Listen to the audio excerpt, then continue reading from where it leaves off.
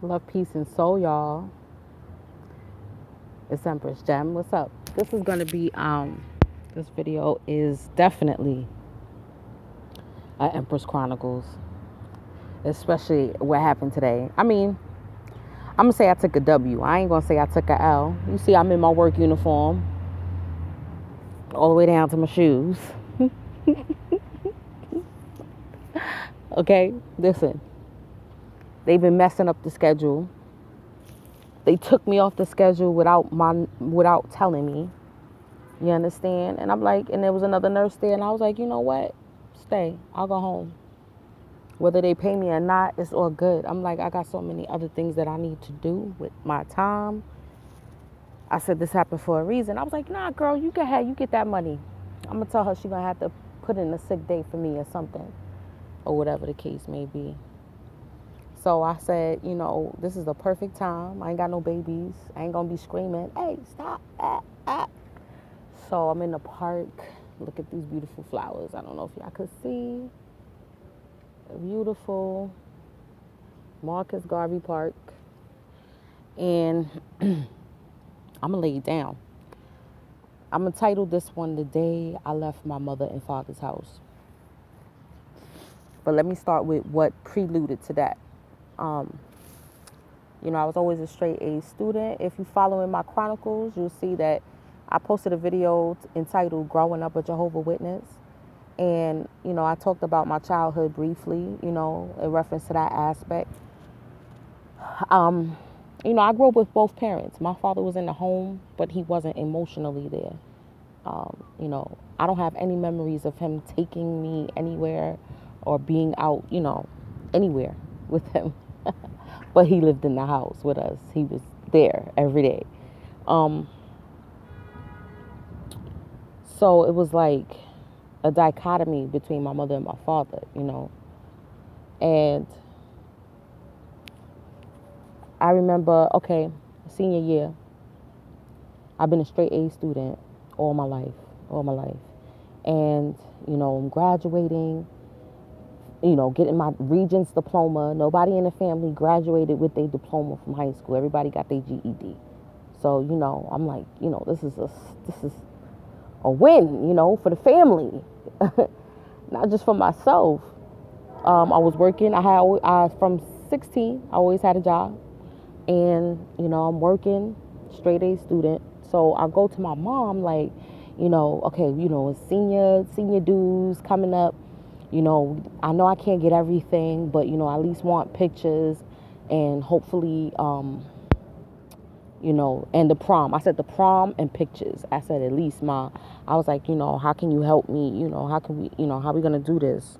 Are you saving up? You know what I'm saying? Like, and she's like, you're working, you got a job. And I'm like, yeah, but I need help. This is graduation we're talking about here. I'm not asking you for help with an outfit. Oh, well, I already give you car fare to go to work. So, I was like, yeah, but we're talking about graduation. We're talking about prom.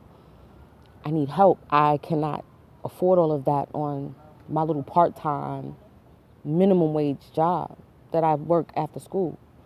And she was like, I don't know, we'll see. I was like, really? Yo, my heart was crushed like in a million pieces. And I was like, you know what?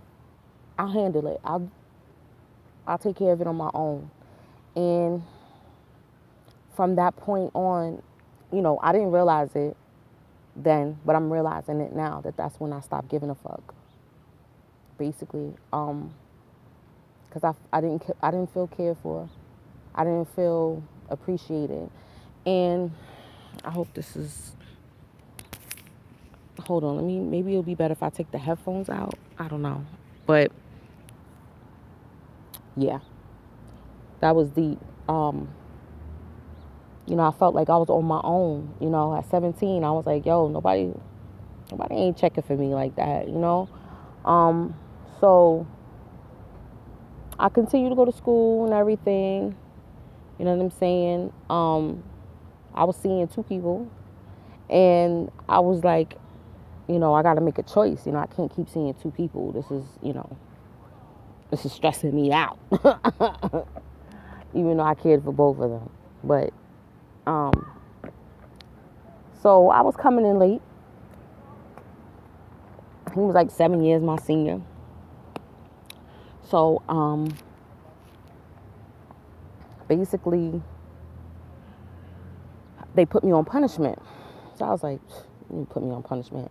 Like, y'all niggas don't even do nothing for me. You want to put me on punishment because I come in late. You know what I'm saying? I was, I was feeling myself. But like I said, I felt justified. So I was coming home. I would come home after work. And this night, I was like, I got to see my friend at least for a half an hour. So I tried to catch the early train back. I used to work all the way up in White Plains. So I'm trying to catch the Metro North back so I could spend like a half an hour, and then be back by 11. And just tell them I missed that train and had to wait that hour. I don't know if my father was watching or he just intuitively knew I was fucking lying. But I came home. I was only like maybe 10 minutes late from the curfew the punishment curfew. And I was like, I'm coming in from work. He was like, go in there. He was drunk. My father was drunk. That was a wrap.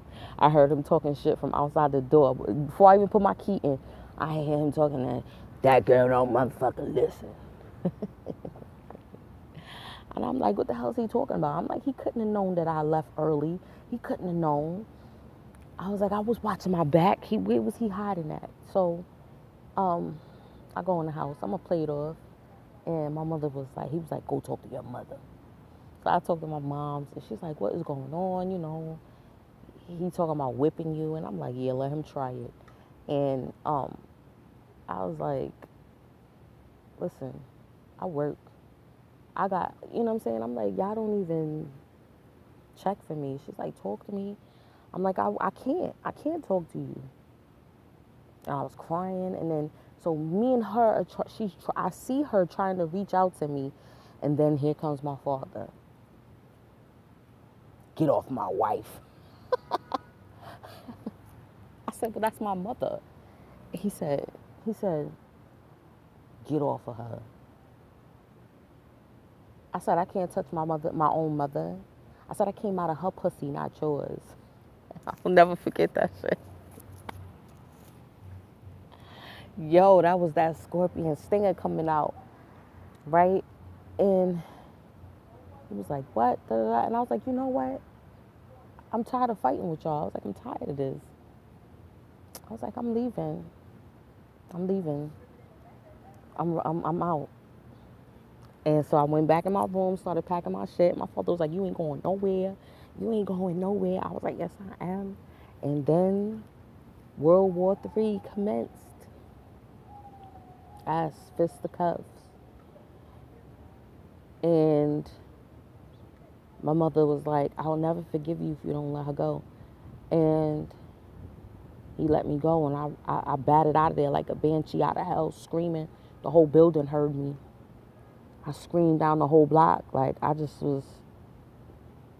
Yo, that was the night that my life changed forever. That, my path changed forever. And I'm feeling it right now, the effects of it right now. Damn near 20 years later. And I feel like I'm getting a course correction right now. You know what I'm saying? From that night. Because it stemmed from me being homeless. I was staying from friend's house to friend's house. And then that night, I didn't even have nothing with me. I don't even remember whose house I went to. Real talk, I don't even know if I called my man or my best friend. Shout out Tanya, baby, I love you. Oh, look at the bird, it just came up to me. I don't even remember. That's how the rest of that night. Once I hit the end of the block, the rest is, I don't know, I must have blocked out. I don't remember where I went that night. But I know subsequently, I was staying, friend to friend house. And then, like 3 nights later, I went back to get some stuff. My father had all my shit packed in a big, I don't know where the fuck he found this refrigerator cardboard box, literally the size of a refrigerator, which you would put a refrigerator in. Had all of my clothes, my books, everything, took everything out. Yo, I was so hurt. I couldn't even find my stuff. All my old stuff was on top. I was like, yo, I was so pissed. Like, he didn't have to throw all my shit in here like this. Like, yo, I was pissed. My pride, my best friend was trying to talk with him. He was like, I don't want to hear it. I don't want to hear it. Let her get her stuff and go. Yo, it was rough. It was rough after that. So, I was house hopping. And then the two men that I was seeing, the ex was more like, yo, I got a room. Me and my sister is renting a room in his mother's basement. Come through, you know what I'm saying? And then the one that I was actually talking to, which became my son's father, he ain't had nothing for me. He was basically house hopping his damn self. So, you know what I'm saying? I was like, I hit rock bottom. Talking about dark night of the soul at 17 years old. Dark night of the soul, honey. And or was still trying to go to school. I was still trying to go to school. I was like, I'm going to graduate. I had one book bag with my clothes in it and one book bag with my books in it. And I was like, I'm going to still graduate. But you know how that go. And then the dude that I was with, he was, dang, I wish I would have known back then. All of those events contributed to me straying off my path. And, he wasn't pushing me to go to school. He really wasn't trying to push me and make me go to school like that. You know what I'm saying? He would rather me hang out with him and smoke all day. You feel me? You know, and couldn't provide a pot to piss in for me. He felt like staying at his brethren's house in Brooklyn here and there. That shit was whack. You understand what I'm saying? That shit was whack. And then all the way in Brooklyn, I had to travel all the way to the Bronx early in the morning to make it for 8 o'clock. Like, nah, that wasn't happening. So after a while, I was like, you know what? I'm gonna stay with my ex since he got a spot. I still had my job. I was like, I'm gonna work, contribute. So that was kind of like my first roommate situation, you could say. We were splitting the bills. I was the one. They didn't have no toiletries in there. I was the one that was buying shit for the house, dishwashing liquid, soap. Vaseline. You know what I'm saying? They didn't have nothing in there, and I stayed for like 2 months, a month and a half. Bust how? Now he was like 5 years older than me. He was like 21, 22. And I'm coming home from work and this chick, I was coming home from work and I see this chick leave the house. And I'm like, who is that? Oh, she came to go check. That's Mackie's friend, his brethren. Oh, that's Brad. She came to check him. And I was like, really? Like, and I know the friend. And I'm like, what girl's coming to check him? So I was like, okay, you got that one. The next day, another day, I'm coming home from work. This time, that same girl is across the street, peering. So I'm looking across the street. So she comes out, oh, excuse me, you live here? I was like, yes. And then she's like, oh, such and such. And I'm like, yeah, that's my man. And she's like, what? Oh, he told me you're his little sister's friend that's just coming to stay at the house. I said, oh, really? That's what he told you? At 17, I'm dealing with this. And I was like, then we was like, you know what? We devised a plan. I was like, she was like, I'm gonna ring the bell. He gonna come out, and you act like you ain't seen me, and you gonna just come and we gonna confront him. So I come, we did it. So I come, I wait, I come down the block, and I'm like, oh, hey, what's going on? And she couldn't hold it. She was like, we already fucking met. Don't even try to fucking lie. She told me everything. I told her everything. This is how you fucking do us. Da, da, da. And then he's like trying to shove me in the house. Like, get your ass in the house. Get your ass in the house. And I'm like, no, like, what's going on? So I'm just your little sister's friend, huh? He's like, get in the house. And she's like, so this is what you gonna do? Da, da, da. So I was calm at first, right? I'm calm. He gets me in the house. He slams the door on her. Oh, we'll talk later. I said, oh, you'll talk to her later. Really? I said, after everything that I did for you, I said, I made this house into a motherfucking home. I may be young, but I know what the fuck I'm doing. So, yo, I went off. I went off. Then I calmed down because I was like, all right, what am I going to, then that's when I was like, all right, I got to think about what I'm going to do.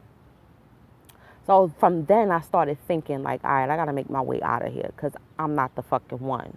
So a couple weeks later, you know, passed by and me and him get into, he pushed me or something. He did something. That was one of my, like, what do you call that? Deal breakers. Don't put your hands on me. So he pushed me or something in front of his mother and his sister, something like that. Now, mind you, he's, you know, Taino brother, Taino family. So I'm the darkest one. Not only am I, you know, melanin, you know, black, but I'm the darkest one in the house. So I felt the way. I was embarrassed, and I was like, "Oh, you want to push me over what was it? Toilet paper or some shit? I don't know. I forgot what it was." So I called my aunt, and I was like, "You know, where I'm at ain't stable, and I really need to focus on school." And I was like, you know, can I come live with you? And she was like, yeah. She came. They came. Her and my cousin came, picked me up. I had my shit packed. You understand what I'm saying? I packed up every blood clot. You hear me? And he looking like, you taking that too? I'm like, you damn right I'm taking that too. I bought that. You taking the yeah, I'm taking the lotion. I bought that. You know what I'm saying? Because they wasn't filling up the house. You know what I mean? And then commenced me living with my aunt. You know, and then I went back with my son's father. You know, well, I wasn't pregnant yet, obviously. My son's father. And like I said, he wasn't pushing me to go to school. So I started cutting like crazy at my aunt's house. Still a glad I could have graduated, finished everything, but still, you know, I just wasn't on it. So my aunt kicked me out. Kick me out. Like, you ain't going to school. I'm paying. I'm giving you money for this, that. I lost the job. Well, I stopped going. Because they was giving me like 2 days a week. They kept dwindling my days. So I was like, I'm coming back, going all the way up the fucking White Plains, New York, for 2 days a week. So, yeah, again, hit rock bottom. So again, I'm staying. My sister's like, oh, you can only stay temporarily, and you know, you gotta be here by 8 o'clock, 9 o'clock, because you can't be ringing the bell. My landlord can't know you staying here. You know, it was a whole bunch of bangarang. So I didn't really stay. Me and my sister butt heads. You know, we're both Tauruses and we're both roosters, and I understand that now. It's like we're almost like twins, almost 12 years apart. We're almost like twins, roosters, and we're both Tauruses. So of course we bump heads a lot. So, yeah. So I'm back in the street with this dude. And then it came to a point, I remember I was in Bronx Park. I'll never forget it. And it was a crossroads, and I had a choice. I was like, either leave him and just go to your sister's house and just come in at 8 o'clock like she say. You just going to have to bear it. You understand? Until you get on your feet and try to find another job or go back with him. I chose him. You know how that go. I love him. Went back with him and wound up getting pregnant. That's my first son. And unbeknownst to his grandmother, because I had his grandmother, so I went to his grandmother and asked her if I could stay, because she kind of liked me. So she was like, as long as you go to school, I don't care. You don't go to school, you got to get out. I was like, okay. So I was going to school. I was doing it. But then I got pregnant. I tell you, I know I'm a glutton for punishment.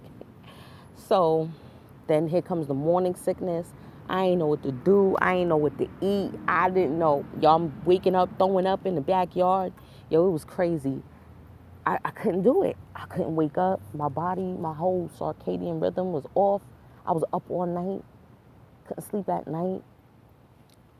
So, dropped out again. And by this time, she's like, start asking questions. She starts seeing I'm getting fat. Couldn't hide the belly after a while. So she was like, oh my Lord, you're too young for this. Why can't you just concentrate on school? I told you to concentrate on school. I'm doing her accent wrong. Oh man, rest in love, man. You know, but she helped me. She really was there for me when I didn't. She was the last resort when I ain't had nowhere else to go. And you know, things was rough with my family. You know, yeah. So I wound up giving birth, then having to get in the shelter because he wasn't saving his money. He lost his job. I remember I was saving the money for the apartment. He would find the hiding places that where I would keep the money at and go get high with that money. So when he lost the job, we didn't have no money saved for this baby. We didn't have a crib. We didn't have nothing. Yo, it was rough. It was rough. It was rough. I regretted everything right then and there, but I was like, it is what it is. And my day one came forth a week shy of me turning 19 years old. Yes, my biggest mirror. And my journey began since then into womanhood, you know, after that. And we was in a shelter. I had to battle that. Then I went back to school after I had my son. I was like, I'm determined. I'm graduating.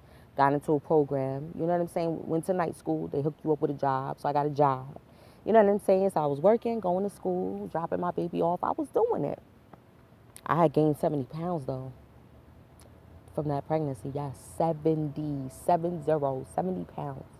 I was a buck 25. You hear me? A buck 25, soaking wet with double D's. You hear me? I don't even remember how my stomach used to look. I don't even remember how it looked, flat. So I was on my journey, and then we finally got the apartment. We moved to Harlem, as a matter of fact. Bust our ass, get that apartment, and then we was already going through drama because he got issues. We all got issues, but he got issues. Okay? And my baby father got me arrested. Yo, when I go through the situations, yo, I hope y'all keeping up. Listen, my baby father got me arrested. How? Fighting with me in the apartment. The neighbors call the cops. He lets them in like, oh, I pay your salary. We ain't here. So what? We in here yelling. The neighbors need to mind their business. Then they see that he got a cut on his ear. And me being naive, they're like, oh, did you do that? I was like, yeah, we was arguing a little bit, tussling, and that happened. Why them niggas fucking handcuffed me?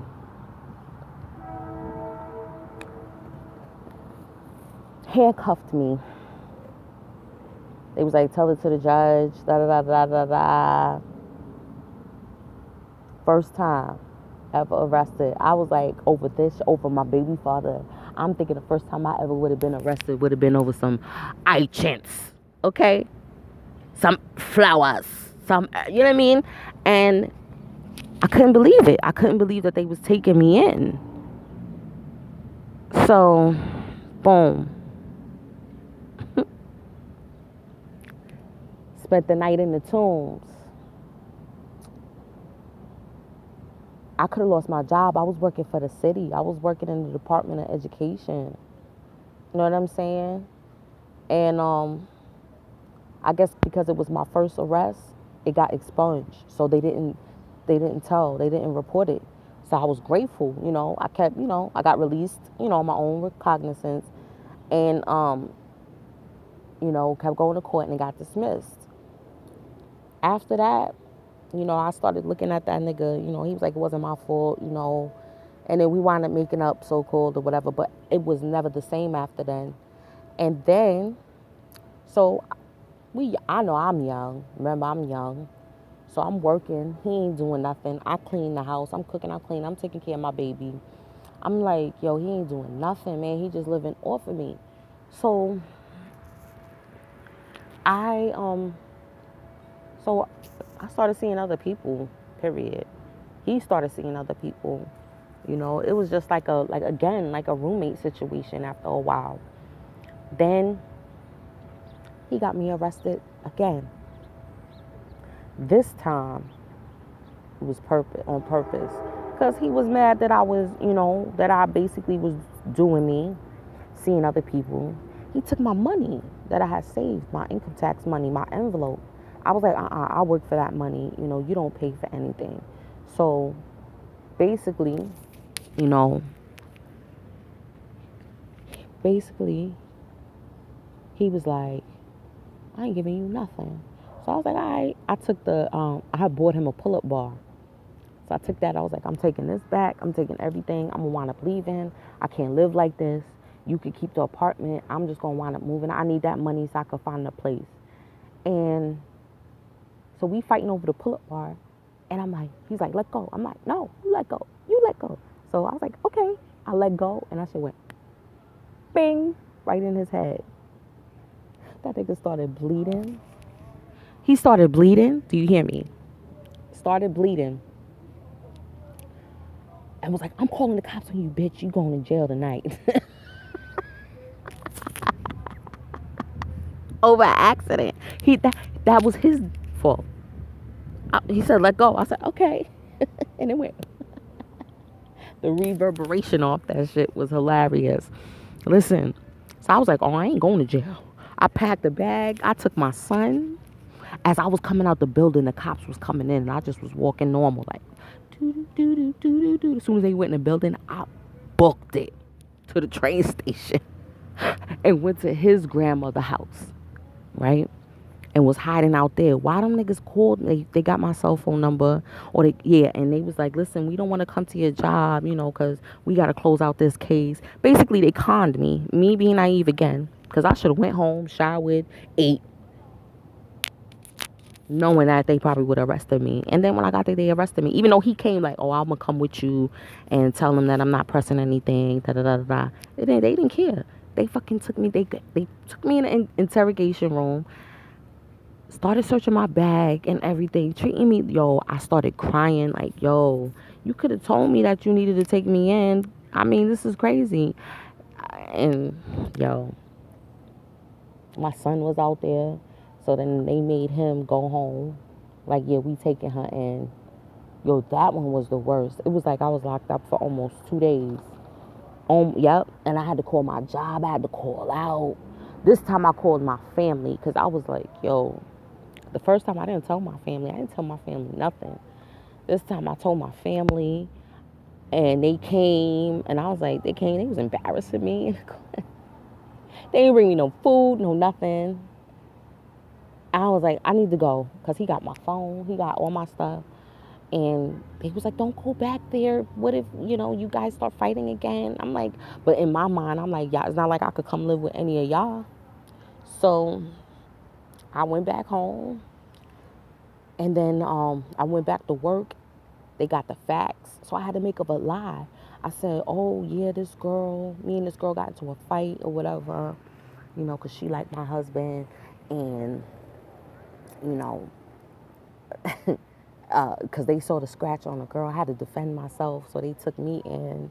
So I just, and they was like, well, you should have told us before we got the facts. And I was like, well, I didn't know that they was going to, I didn't know, They was like, yeah, because we could fire you. And I was like, but, the case is getting thrown out, right? Hold on. I need some agua.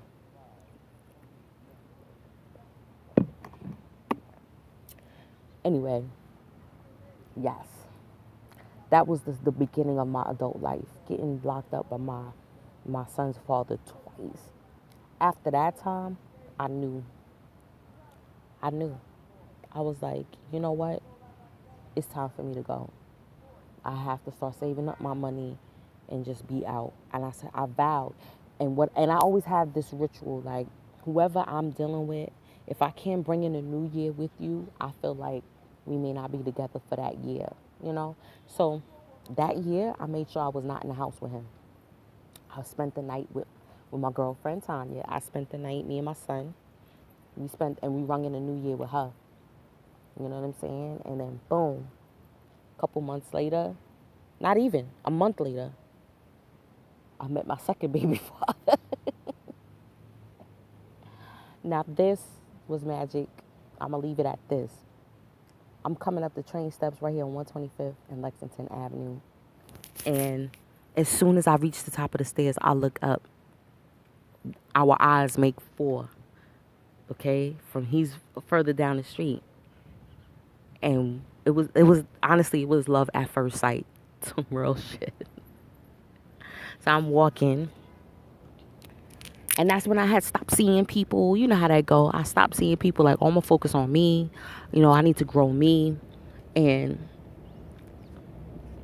but that magic that happened when we looked in each other's eyes, it was ridiculous, you know. And when I walked past him, he grabbed me by my arm. He went like this, grabbed me and was like, oh, peace, sister. You know, do you know of any Rastafari? That's when I was in my Rastafari. I had started studying Marcus Garvey at that. And I was like, well, what is this Rastafari movement all about? You know, I dressed, you know, I've been dressing in 3/4 turban locks. So I was like, you know, what is this liberty all about? So, and I always loved island men from ever since. So he was like, and he Rasta church with his turban wrapped tight. He had on his khaki pants and his pea coat.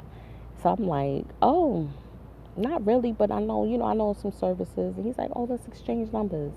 And from there, it was history. From there spawned off, you know, my subsequent 3 children from him. We had a 10-year relationship. And yeah, his story is even more. Oh my gosh. Yeah.